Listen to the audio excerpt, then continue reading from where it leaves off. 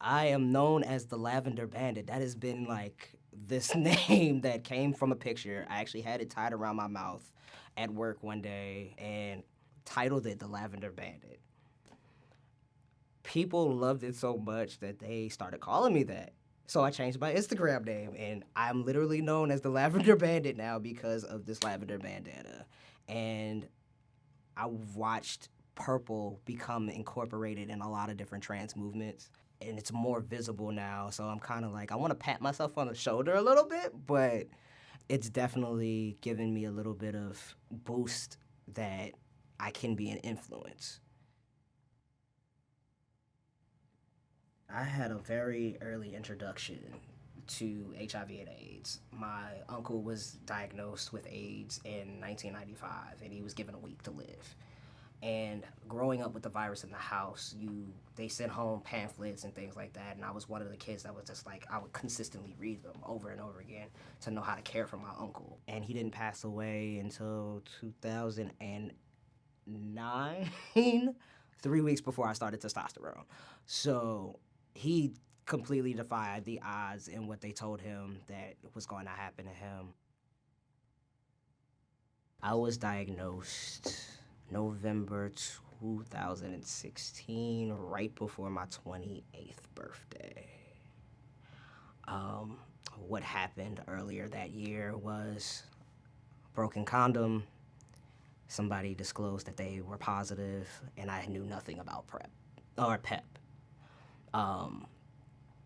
So I was a little too late. I was then put on a regular antiviral medication, and I was undetectable within a month and a half. So, I didn't have any symptoms. I didn't get real sick. None of that stuff happened. It literally happened because of an incident that took place 9 months prior. Trans men are at risk because we have sex. I believe everybody's at risk if you have sex, if you engage sexually. We, as trans men, we're not all pigeonholed into heterosexuality. There are gay trans men. There are men who have sex with cisgender men or who have sex with other trans men, also using different orifices that you may not necessarily have used in your prior life. Opens you up to being susceptible a little bit. There's also trans men who are addicts. We're gonna call this out. We're gonna say, they have addictions and they may use needles, or they may have a tattoo addiction and they may not want to necessarily pay for new needles. Those are different ways of contracting HIV as well. We're at risk just as much as anybody else. A lot of big pharmaceutical companies only target the higher risk population when you're determining how somebody has sex. You have no idea how I have sex. You probably won't ever have any idea how I have sex. So because of that one little nuance, you can't determine if I'm really a risk factor or if I'm at risk or not. I actually came out to my sister and my mother maybe about 2.5 weeks after I was diagnosed. My sister is like my true best friend, and when I told her, she was studying to be a registered nurse at the time. So the first thing she was like, what did they put you on? Are you, what are they trying to tell you? It was the first time I had heard anybody in my family use the word undetectable, because she asked me. She was like, so we're trying to get you to an undetectable viral load, right? And it was like, oh, this is gonna be easy. So so I'm like, I'm not tripping about it. The nervousness came in having to tell my mom, because my mom carries a lot of stuff. She carried a lot of the not being around, so she thought that had to do with me being trans, and she found out I was diagnosed at 9. So she had to realize that wasn't her fault. So her dodging a bullet a couple of times, she was like, I dodged a bullet and it keep hitting you, it keep hitting you, it keep hitting you. I was like, this is not your fault. This was a poor decision I made. And a poor decision on my friend's behalf for not telling me. I probably saw my family almost every other weekend for about a month after that. But they were very supportive. They were, they constantly check in. They make sure I'm okay. And we're cool. When I was in about the 10th grade, I ended up helping start my Gay Straight Alliance in my high school. The following year, I ended up becoming a peer leader.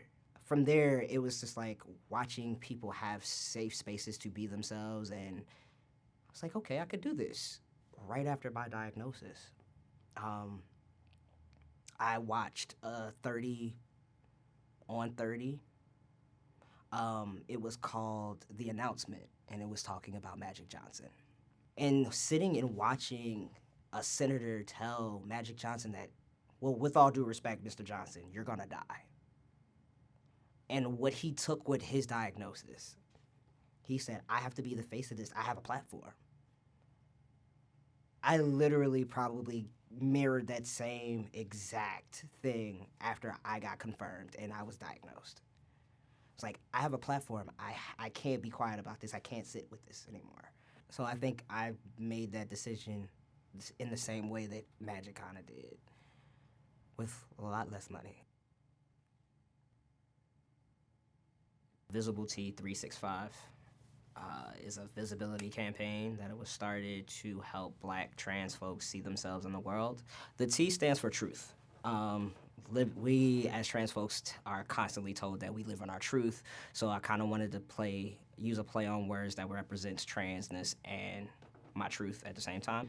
It has now grown into much more than just being visible on the internet. It's going into live discussions, it's going to a support group, it's growing into a couple other things that are coming down the line as well. Being visible is very, very important, because the reason I started the visibility campaign, we need to see ourselves in the world to feel valid. If I was a little Black boy growing up and I never saw a Black doctor, a Black lawyer, I would never think any of those things would be obtainable. So being able to see somebody HIV positive and living with HIV or AIDS and being able to tell their story and still live very vibrant lives. I'm very much a part of the ballroom scene. I'm very much a part of the activism scene. Like, I make sure that I am wherever I can be at all costs, because people need to know that you can live your life and regardless to what you may have. We aren't dying, we're living. I think the biggest thing is to continuously combat the stigma. You have to show and prove every single day that you can be healthy, that you can reach whatever goal. Your life isn't over because you get a positive HIV diagnosis. You can be undetectable and have unprotected sex and not spread it to your partners. But I do think that there's a lot of stigma still within the Black community around being positive, because I watched a lot of my friends in ballroom not take their meds and waste away.